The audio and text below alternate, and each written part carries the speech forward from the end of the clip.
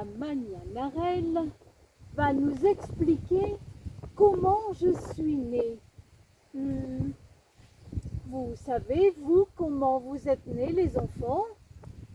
Oui? Non?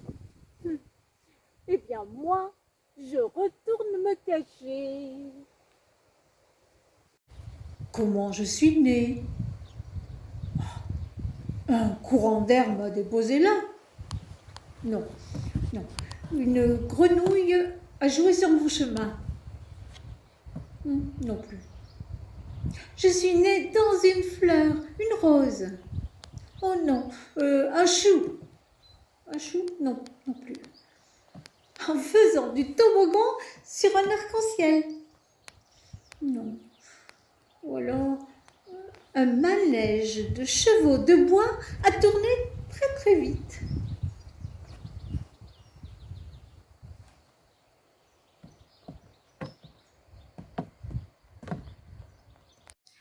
Alors écoute bien, Mimi. Et vous aussi, les enfants, vous êtes prêts?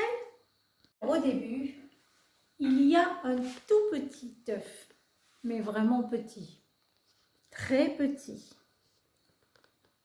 minuscule. Un œuf qui a été pondu par un papillon qui s'appelle Bombyx mori. C'est lui. Bombyx, c'est le nom de cette famille de papillons, mori parce qu'il ne mange que de la feuille de mûrier, vous vous souvenez. Alors ces œufs sont vendus dans des boîtes différentes, mais spéciales on va dire. Parce que vous voyez ici une boîte ronde qui est trouée et c'est par ce petit trou, ce petit grillage là que va passer l'air pour que les graines à l'intérieur puissent respirer. Et de la même façon, on va percer également la boîte en dessous, un trou beaucoup plus grand. Et on va même rajouter 3 petits pieds qui permettront à l'air de passer même si lorsque la boîte est posée sur un support. Et à l'intérieur, eh bien, on va trouver ces œufs de verre à soie. Et comme c'est vivant, effectivement, il faut qu'il puisse respirer. Alors on a cette boîte-là avec des indications dessus où il y a écrit graines de verre à soie. Il y a le nom de la personne qui commercialise ces œufs et l'endroit d'où elles viennent. Ici, Cotignac, dans le Var par exemple. On en a une autre ici, toujours ronde, le même principe, mais au lieu d'avoir un seul trou, on a une multitude de petits trous sur le couvercle et également en dessous de la boîte. Toujours pour la même raison, pour que l'air puisse circuler. Les mêmes indications, l'origine, donc Grimaud dans le Var encore, ou Sablé dans le Vaucluse, avec le nom du graineur ici. Et on a toujours graines de verre à soie. Alors, on a également des boîtes rectangulaires, comme celle-ci. Ici, c'est un emballage particulier d'œufs de verre à soie qui viennent de Tokyo, du Japon. Différentes variétés parce qu'il y a beaucoup de pays qui produisent des verres à soie, bien sûr.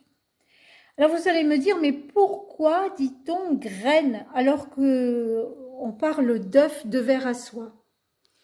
Eh bien parce que, vous l'avez vu, ces œufs sont tellement petits, tellement minuscules, on pourrait dire qu'ils sont microscopiques.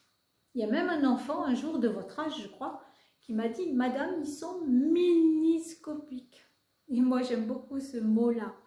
Et ça me plaît beaucoup, ça correspond bien à la description de ce petit œuf. C'est miniscopique. Alors, c'est tellement petit qu'on dit graine, parce qu'effectivement, ça a plutôt la taille d'une graine de radis, par exemple, si vous en avez semé un jour dans votre jardin. C'est plutôt cette taille-là que celle d'un œuf de poule, par exemple. Et dans chaque petit œuf, il y a de la vie. À l'intérieur de chaque graine, il y a effectivement un bébé verre à soie. Et pour que ce bébé naisse, il lui faut, comme nous lorsque nous étions dans le ventre de maman, il lui faut de la chaleur. Pour avoir cette chaleur, eh bien, nous allons installer les œufs à l'intérieur d'une boîte comme celle-ci. Alors là, c'est un système ancien. On utilisait ce système lorsqu'on n'avait pas encore l'électricité. On ferme la boîte de cette façon-là et puis on remplissait par ici les tubes qui sont tout autour de la boîte avec de l'eau. On installait en dessous une source de chaleur, c'est-à-dire une bougie par exemple, qui permettait de réchauffer l'eau à l'intérieur des tubes et qui réchauffait l'intérieur de la boîte. Cette boîte, on l'appelle un incubateur. Je sais, c'est un peu compliqué comme mot, mais ça signifie simplement que c'est la méthode pour que les œufs se développent et éclosent un jour. Alors pour le verre à soie, il lui faut 27 degrés de chaleur pendant 12 à 15 jours. Et au bout de 12 à 15 jours, eh bien, le bébé ver à soie va sortir de sa coquille. Mais qu'est-ce que tu fais là, Mimi? Moi? Eh bien, je regarde les naissances dans l'incubateur électrique. Mais tu as raison, Mimi. Les petites larves sont nées. Elles sont sorties de leur coquille. Tu les vois là, toutes noires. Elles mesurent à peine 2 mm. Elles sont toutes velues. Elles ont des petits poils sur le corps. Et déjà, elles mangent la feuille de mûrier, bien sûr. À partir de maintenant, il va falloir leur donner 4 repas par jour de feuilles de mûrier qu'ils vont dévorer avec leurs mandibules. Leurs mandibules, c'est ce qui remplace leurs dents.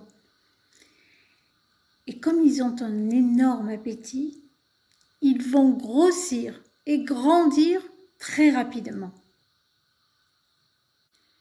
Et maintenant, les enfants, voilà les petites chenilles qui sont nées hier matin. Elles sont un peu plus grosses que les bébés du jour que l'on vient de voir, parce qu'elles ont déjà mangé 5 repas de feuilles de mûrier. On voit toujours leur petit bout de nez qui brille tout noir. On aperçoit un peu mieux qu'hier les petites pattes, toutes petites, qui leur permettent de se déplacer pour aller chercher la feuille. Bon appétit, les petites chenilles! Attends, Manianarelle! J'ai une devinette pour vous, les enfants.